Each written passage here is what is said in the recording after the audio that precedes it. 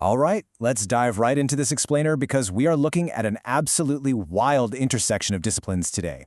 We're going to explore how a scholar, Dr. Chen Jingyuan, used advanced physics, network science, and mathematical theorems to defend himself against a criminal charge of creating severe public disorder. I mean, it's incredibly rare to see a courtroom become a literal testing ground for theoretical physics, but that's exactly what happened here. We've got a pretty clear roadmap today. We'll be hitting the clash of paradigms, the Daubert Standard, network topology, the physics of information, Gödel's theories, and finally, what happens when complex science actually meets the law. So, Part 1. The clash of paradigms, mechanical law versus complex reality. We have to start by looking at the fundamental structural conflict at the heart of this case. The friction here is just brilliant. The prosecution relies on this old-school linear mechanical logic. Honestly, it's almost Newtonian in its simplicity. They're arguing that one micro-action, like forwarding a post, directly and predictably causes a macro result, which they're calling severe public disorder. But the defense? They're arguing that we live in a complex reality. In complex system dynamics, a single marginal post cannot physically cause a systemic collapse. It just gets completely absorbed into the background noise. You just can't use linear causality to explain a massively nonlinear network. Okay, moving to Section 2. The Daubert Standard Evidence Test, evaluating scientific validity in court. Let's see how this clash of paradigms holds up when we actually subject both arguments to the rigorous Daubert Standard. That's the U.S. federal framework for evaluating expert scientific evidence. When you map these arguments out side by side, the contrast is just stark. The Daubert Standard demands testability, peer review, calculable error rates. But look at the prosecution side. Their claims are basically untestable subjective assumptions, zero scientific literature, unquantifiable error rates. In complete contrast, the defense relies on highly reliable, mathematically verifiable network data backed by top-tier, peer-reviewed journals like Science and Nature. Through the lens of Daubert, the defense is bringing actual science, while the prosecution is just bringing a presumption. Which brings us to Section 3, network topology and causality, why your follower count matters. Next up, we have to look at the actual shape of the internet, because it completely dismantles the prosecution's claim of systemic impact.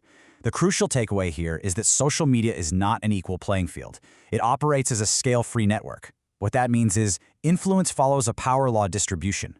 A tiny, tiny fraction of hub nodes, think massive media accounts or celebrities, drive almost all of the information spread. Meanwhile, the vast majority of us are just peripheral nodes with extremely few connections. Using this genuinely amusing and highly accurate metaphor, Dr. Chen perfectly captured his marginal status in this network. He pointed out the absolute mathematical absurdity of blaming a macro-level systemic event, like the warming of the Earth or severe public disorder, on one single person's micro-level action of simply breathing or forwarding a post. It's a fantastic analogy. And to highlight his actual reach, his account had fewer than 100 followers. Interaction was virtually zero. This firmly, undeniably establishes him as a peripheral node. And according to network robustness theory, the random actions of a peripheral node are completely incapable of altering the global connectivity of the entire network. Furthermore, he applied the CAP theorem from computer science. This theorem proves that large distributed networks, exactly like social media platforms, actually have to sacrifice absolute consistency to remain available and fault-tolerant. So what does that mean in plain English? It means that a lack of perfect consensus, some level of informational disorder, is literally a built-in feature of the system. It's not a bug, and it's definitely not a crime caused by a single user's forward. All right, Section 4. Physics of Information Avalanches, the mathematics of going viral. Let's dive into the physics of self-organized criticality to see how an information cascade, what we'd call going viral, actually works on a mathematical level. By viewing social media through the Galton-Watson branching process, we can map viral events across 3 exact steps. Step 1 is the subcritical state, where the branching factor is less than 1. This means each post generates fewer than 1 new share on average, meaning it's doomed to extinction. Step 2 is the critical state, right on the edge. And Step 3 is the supercritical state. That's where the branching factor is greater than 1, and boom, information exponentially explodes into a systemic avalanche. Well, because Dr. Chen was an isolated node with barely any followers, his branching factor was drastically less than 1. He was deep, deep in a subcritical state. Because of that, the mathematical probability of his specific post actually triggering a systemic avalanche of public disorder was calculated to be roughly 10 to the power of -10. To put that into perspective, that is practically zero. You see, for the prosecution's claim to hold up scientifically, they were relying on this sort of butterfly effect. But for that to even be mathematically possible, they would have had to prove two massive things. First, that the entire social network was already a supercritical powder keg just waiting to blow. And second, that his specific post acted as the exact tipping point. But the prosecution totally failed to provide any empirical data, network traffic analysis, or systemic modeling for either of those conditions. Which brings us to a really fascinating pivot. Because beyond the physical impact of the post, the court was also making presumptions about his subjective intent.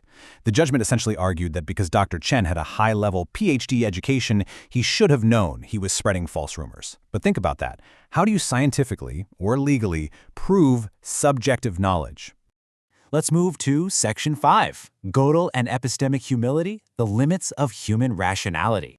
To counter this presumption of absolute certainty, Dr. Chen brought in advanced math and philosophy. He cited Gödel's Incompleteness theorem, which mathematically proves that no formal logical system can ever demonstrate its own absolute truth and consistency. His argument was, hey, if the rigid world of mathematics cannot claim absolute certainty, how can the human mind claim it when navigating the messy, unverified reality of the internet?